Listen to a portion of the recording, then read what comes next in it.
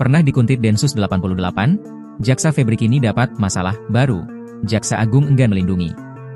Koalisi Sipil Masyarakat Anti Korupsi melaporkan Jampitsus Febri Adriansyah ke KPK.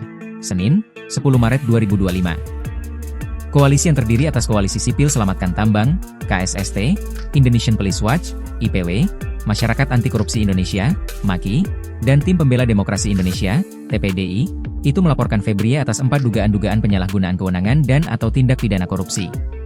Yakni, dalam kegiatan penyidikan kasus korupsi Jiwasraya, perkara suap Ronald Tanur dengan terdakwa Zarof Richard, penyalahgunaan tata niaga batubara Kalimantan Timur, dan tindak pidana pencucian uang, TPPU.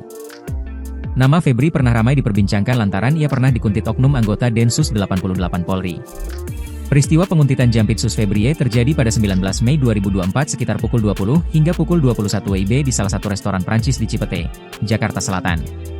Dua orang pria berpakaian santai tiba di restoran itu dengan berjalan kaki. Salah satu dari mereka lalu mengarahkan alat yang diduga perekam ke arah ruangan Febri. Tindakan itu menuai rasa curiga dari anggota polisi militer yang mengawal Febri. Tak lama berselang, salah satu dari orang tersebut pun dirangkul anggota PM dan dibawa keluar restoran. Sementara itu, satu orang lainnya berhasil lolos. Pria yang ditangkap itu ternyata anggota Densus 88 yang kemudian dilepaskan dan dijemput oleh anggota Biro Pengamanan Internal, Paminal, Polri.